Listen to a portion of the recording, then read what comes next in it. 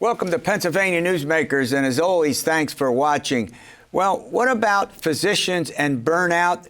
That's a topic on Pennsylvania Newsmakers this week. As they say, let's get to it. Welcome to the fast-paced and unrehearsed weekly discussion featuring the leaders who help shape your world. Join us as we address the issues that impact you each and every day. This is Pennsylvania Newsmakers. And now, here's your host, Terry Madonna. Well, there's been a lot of discussion, rightfully so, about patients and COVID-19 and what they go through with anxiety and other aspects in their personal lives and professional lives. But we haven't heard a lot about physicians and burnout, mental health burnout. Joining me to talk about that is Dr. Edwin Kim. He's the medical director at the Pennsylvania Medical Society's Foundation's Physicians Health Program. Dr. Kim, welcome to the program. Thank you, Terry. Thank you for having me here today. Well, it's my pleasure. All right. So let's start with mental health burnout. It's something that, we talk a lot about the physical side, as you are well aware, the physical side of COVID-19, but we don't talk very much about about the mental health and what that means. Burnout. So introduce that to our audience. Burnout is a phenomenon that physicians and healthcare workers have been facing even prior to the pandemic. Really what that entails is this overwhelming physical and emotional exhaustion that workers feel in the workplace. The risk of that is that people will start to feel cynical and detached from their job, and at the very worst, have a sense of ineffectiveness and a sense of lack of accomplishment. Yeah, but I'll tell you, it must be brutal with having people rushed into let's say an emergency room and then begin the treatment and or you treat someone and it can be unsuccessful, not because a physician did something, but maybe it's just simply too late in the process of COVID-19 developing within an individual. That has to create an amazing high level of anxiety among physicians and other support staff, who provide very, very important health care to all of us. You hit it on the money, Terry. These workers are facing extremely stressful situations on a day-to-day basis. And in fact, they're exposed to actual or threatened death nearly daily, whether or not they're directly experiencing it or witnessing it or listening to their peers experiencing it, they're consistently being exposed to this. Do they all, is this something that is not easy to recognize, that medical personnel, we all have a tendency to kind of push back, it's somebody else, but not me. Is part of the problem for, let's say, physicians to develop an awareness that they have the problem and then where to go to seek assistance? It can be hard for physicians and other healthcare workers to recognize this. In a way, they're trained to excel and put aside those feelings. We're learning that we can no longer put aside mental health for these professionals, and we do need to increase the ability of these people to become more self-aware. Yeah. Well, we're going to run to a break. When we come back, I want to talk about burnout and post-traumatic stress syndrome and the relationship between them. And again, what do you do? How do physicians and other healthcare personnel go and get help? And that has to be a cost connected to that. Who pays for that? And we'll be back after these words. This broadcast of Pennsylvania Newsmakers is presented by the Pennsylvania Chamber of Business and Industry, the statewide voice of business, and by the Pennsylvania State Education Association and Partners for Public Education, bringing the power of a great education to our schools, our students, and our communities.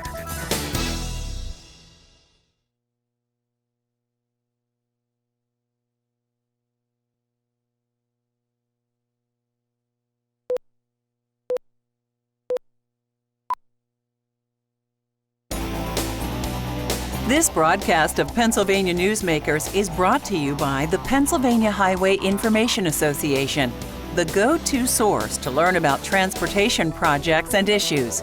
Please visit pahighwayinfo.org. And by the Pennsylvania Manufacturers Association. Business in Pennsylvania is our business. All right, doctor, let's talk first of all about PTSD, post-traumatic stress. I usually add syndrome there, but you can correct me if that's not right. What is it? Essentially what it is, it's a constellation of symptoms. Once someone's been exposed to the risk or to an actual threat to their life, they start to experience stress in an overwhelming way, in a way that you start to avoid situations, you avoid triggers. Things start to play a bigger role in your mood and your anxiety. You become irritable. Sometimes you can have flashbacks to those traumatic events. Well, thinking about that, I mean, burnout is related to PTSD, as we've talked about. But again, I'm still not sure how. I mean, you have to go to someone, another physician, a specialist, perhaps a psychiatrist, a psychologist. You can tell me, more, and get it analyzed and go through a huge self-examination. Correct? In certain cases, yes. I think the most important thing for people to remember is that increasing your social network, your ability to connect with others, whether it's peers or a professional, is going to be the key to success. We are absolutely not meant or designed to do this ourselves. We absolutely do need to rely on the being able to process things with other individuals. Yeah, well, where would someone go? I said psychologist, psychiatrist, but where would a physician or healthcare where would they go to get help? I like to tell people, ask your employee assistance program, ask HR. If you're working in a smaller institution or a private practice or a small business, reach out to your local medical society. A lot of these societies regionally have come up with resources specifically for this issue. Yeah. You know what? It seems that if you're in a hospital, there are other folks who could help identify it, and you have a fairly large staff. But if you're an individual physician in a private practice seeing folks, it gets a little dicey. It gets a little more complicated in terms of where you go to get help and how do you recognize that you have a problem, because I'm sure we're all in a little denial, and that's obvious to me. Shame and guilt are huge barriers for individuals to seek care. I think the way to combat that is to remember that we're all in this together. If you have a peer out there who's in self-practice, reach out to them, ask how they're doing. If you're in private practice and you feel isolated, again, reach out to your specialty group, your local medical society. Those are absolutely great resources that you can engage with. Yeah. Have medical societies reached out to physicians? Have they made this now? This is the first time I've heard of this mental health aspect, but are they reaching out to more physicians? I mean, look, suicide rates are up everywhere. I don't know if they're up among physicians, but they're up in our society in general. Physician suicide is increasing, and that is one of the key aspects that we need to address in the upcoming years. We need to be better about educating and increasing awareness among physicians in our state. There are efforts, but I think we can improve. Well, look, I want to thank you for coming on, and maybe you'll give us an update. This is a hugely important subject. All right, we'll be back after these words. This broadcast of Pennsylvania Newsmakers is brought to you by Cross-State Credit Union Association. Credit unions, where people are worth more than money. To find a credit union that is right for you, go to ibelong.org. and by the Energy Association of Pennsylvania, Pennsylvania's energy information source.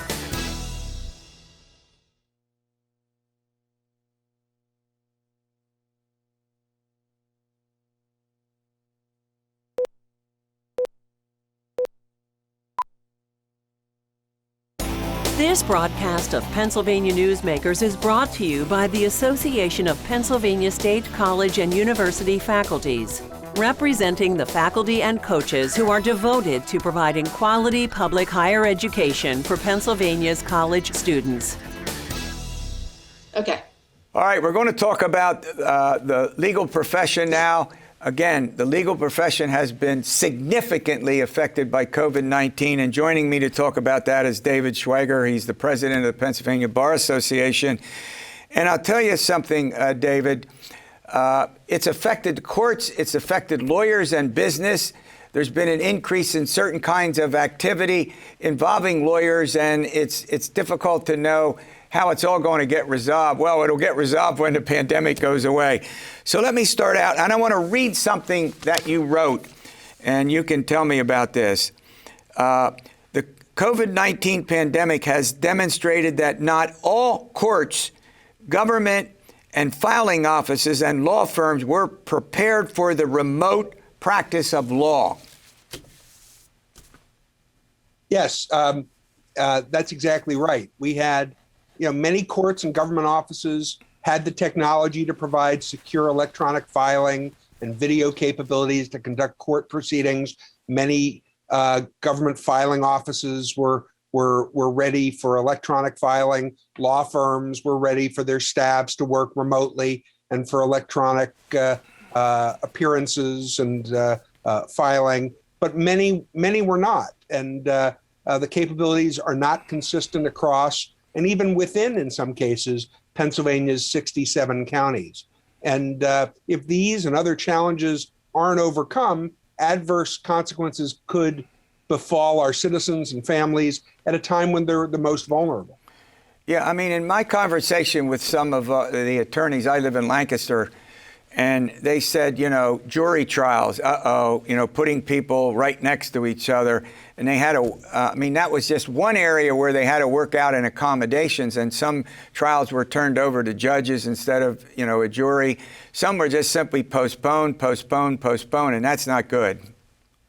No, that's right, because justice delayed is justice denied. And, this was a time when so many of our citizens in Pennsylvania and the business community needed to have access to legal services, especially in that time of crisis. You have essential businesses that required the services of their legal counselors and representation. You had folks who were concerned about their health and well-being or that of loved ones requiring wills or powers of attorney and other estate planning. And the fact is, we were not able to access our offices, and clients weren't able to come sign their wills or powers of attorney in our offices. And that provided a lot of challenges in those early weeks and months of the pandemic. Yeah, that's important. And the way it sounds from what you've been saying, and a report that you all have come up with, a task force report, which I want to talk about in a minute, is that it affects civil, criminal, virtually all aspects of the law, correct?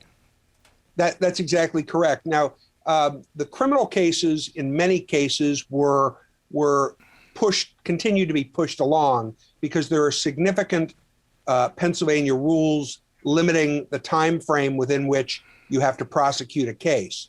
Civil cases, however, by and large, were allowed to languish, other than some of the most time-critical ones. Yeah, I mean, you believed after some initial research and investigation that you needed to have a overall study, I'll call it a joint task force was necessary in order to give advice and counsel to folks in the law profession, correct? That's exactly right, Terry. Right when I became president of the PBA, the Pennsylvania Bar, back in May, after the first few weeks of the pandemic, it was clear that these problems existed and that we needed to be part of the solution. And so I tapped retired Third Circuit U.S. Court of Appeals Judge Tom Vanaski as well as a 33-member task force with representatives from the District Attorneys Association, the defense lawyers, the trial lawyers, the trial judges, the appellate judges, the legal aid community. And they worked very hard in about a 6-month period and came up with a tremendous report that we've just released in these last number of days that makes certain recommendations as to how we're suggesting that the Pennsylvania court system and our legislature and the governor work to address these problems. In the next segment, I want to talk about the specific recommendations and their importance, but your big point here is that you were inclusive in terms of the folks that were involved in the task force, so that you didn't want to leave any area, if you will, of the legal profession out of the task force development, correct? No, that's exactly right, Terry. We included an unprecedented joint cooperative agreement with all these other major statewide legal organizations in a way that I don't think has ever happened in the 125-year history of the Pennsylvania Bar Association. And even though it all occurred under our umbrella, each of these organizations bought into the process, participated actively in the process, and we created a report that, with its appendices, is hundreds and hundreds of pages of research, 25 different meetings, all by Zoom, of course, to come up with these recommendations, both civil, criminal, and then dealing with all the rest of the legal world, of which there's a lot of other places. There's administrative proceedings. There's pro se litigants, people who want to represent themselves, and the legal aid community, and the law schools, all sorts of things. And we covered the waterfront. All right, we're going to run to a break. When we come back, we're going to talk about some of the important recommendations and why you think they ought to be implemented, I should say. We'll be back in a moment. This broadcast of Pennsylvania Newsmakers is brought to you by the Pennsylvania Medical Society. Inspired physicians committed to the good health of Pennsylvanians and the advancement of the practice of medicine.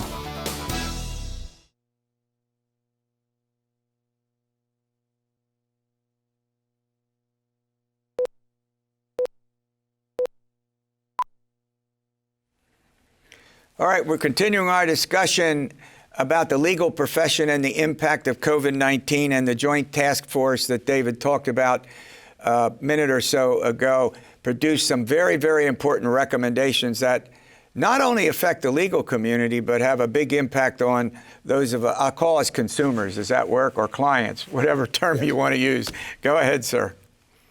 Thank you. So the major recommendations are really several. And that is, number one, that any future declaration of emergency that suspends all but essential services must recognize that legal services are indeed essential.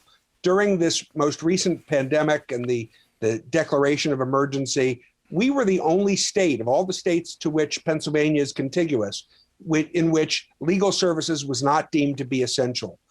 With the exception of New York, which had such a huge loophole for exceptions that it was essentially legal services really were essential in New York as well. The other thing with respect to health and safety standards, they really have to be, there has to be meaningful statewide leadership and accountability to enforce those uniformly and consistently statewide. It shouldn't be left to the discretion of individual courts or judges, of which we have 62 different president judges, and within those counties, a number of judges in each place. And the third most important, the third most important aspect is really a uniform system of electronic case filing, so that you don't have 62 different systems across the state. Well, who would declare the state of emergency as essential? Would it be the Bar Association? Would it be the governor? Would it be the legislature? It would be the governor. And as you recall, Terry, the governor included a number of services as essential and life-sustaining. And in all of the contiguous states to Pennsylvania, legal services were included among those. So we would encourage the governor, and we've had subsequent conversations with the governor to encourage that he and the state court system make certain that legal services are included in any future designation. Yeah, that's a great point. And, I've made the argument that there are a number of professions that just don't come to mind. And I'm not saying that any spiteful way, because it seems clear that legal services ought to be considered essential, just as we have medical services, and we can go through some others. And in retrospect, hopefully that will work out in our state. Do you have any evidence that it will, or is it still undecided? I think I'm optimistic. Again, we've had subsequent conversations with the administration and with the Administrative Office of Pennsylvania Courts, but I believe we've all learned from this first time unprecedented process, and that I think, God forbid, there should be a next time. I think we'll all be better prepared. Yeah, would district attorneys be responsible in their counties for enforcing it? I think they and other law enforcement probably would be. And I think the question again would be, you've got 67 or so different district attorneys, or 62 different district attorneys. How would they, decide to enforce it? And then within each of those counties, I mean, in Luzerne County, where I'm from, there's 76 different municipalities, innumerable, different police departments. Yeah. There are so many different ways of enforcement. Sure. There's a lot of discretion to go around. Now, your profession is no different than others.